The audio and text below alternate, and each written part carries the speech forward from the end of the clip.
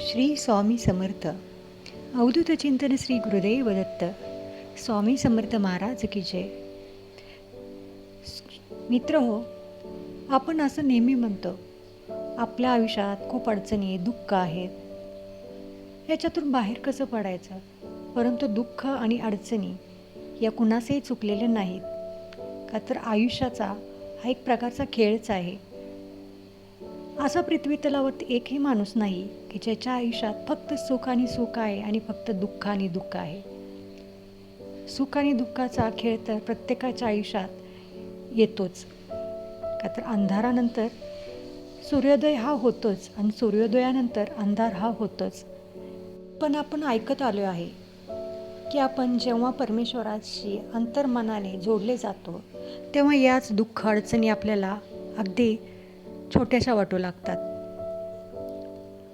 श्री स्वामी समर्थ या मंत्राचा जप आपण जेव्हा करतो तेव्हा आपण अंतर्मनातून स्वामींशी जोडले जातो. या मंत्रामध्ये इतकी ताकद आहे की तो जप, तो मंत्र तुम्ही जेव्हा कोणत्या परिस्थितीत करता आहात त्या परिस्थितीवर, त्या कृतीवर त्याचा परिणाम होतो. मग अशा कोणत्या परिस्थिती आहेत त्यावेळी आपण जर जप केला तर त्याचं काय होऊ शकतं ते आज आपण बघणार आहोत. पहिली म्हणजे, जर तुम्ही श्री स्वामी समर्थ या पवित्र मंत्राचा जप अंघोळ करताना जर तुम्ही महाराजांचे नाव घेतले तर ते तीर्थस्नान बनते. हो, बरोबर ओळखलं तुम्ही. जेव्हा आपण आंघोळ करतो तेव्हा जर स्वामींचं नाव घेतलं तर तेव्हा ते तीर्थस्नान बनते.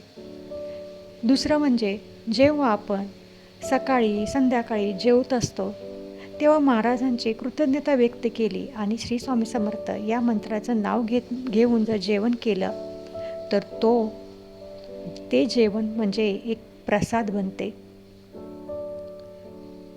कारण स्वामींच्या कृपेमुळेच आपल्याला ते 2 वेळचं अन्न मिळतं. ही कृतज्ञता मनात ठेवून जर ते आपण जेवण जेवलं तर त्याचा प्रसादात रूपांतर होते. तिसरी गोष्ट म्हणजे, जर आपण चालताना महाराजांचे नाव घेतलं तर ते चालणे देखील आपले तीर्थयात्रा बनते. इतकी या स्वामींच्या नावामध्ये ताकद आहे.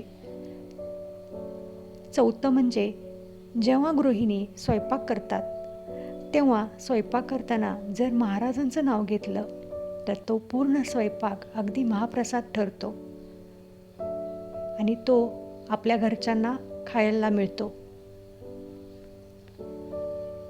तसेच जेव्हा आपण संध्याकाळी झोपतो तेव्हा जर आपण झोपताना महाराजांना स्मरण केलं, श्री स्वामी समर्थ या मंत्राचा जप केला तर ती एक ध्यान निद्रा बनते.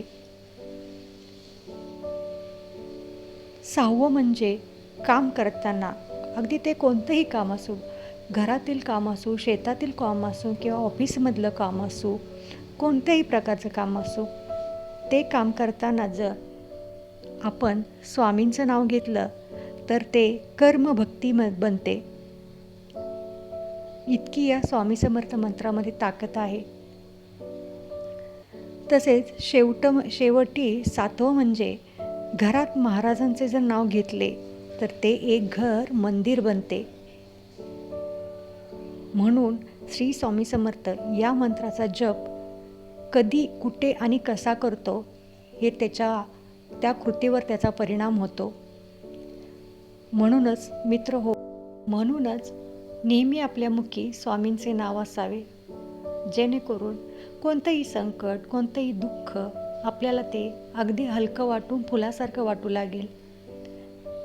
म्हणूनच श्री स्वामी समर्थ नामाचा मुखी नेहमी घोष असावा. नेहमी जय जयकार स्वामींचा आपल्या मुखातून व्हावा. कारण स्वामींनी दिलेला हा जन्म स्वामींच्या नामासाठी आपण सत्कारणी घालवला पाहिजे. व्हिडिओ आवडला असेल तर सबस्क्राईब करायला विसरू नका. धन्यवाद. श्री स्वामी समर्थ.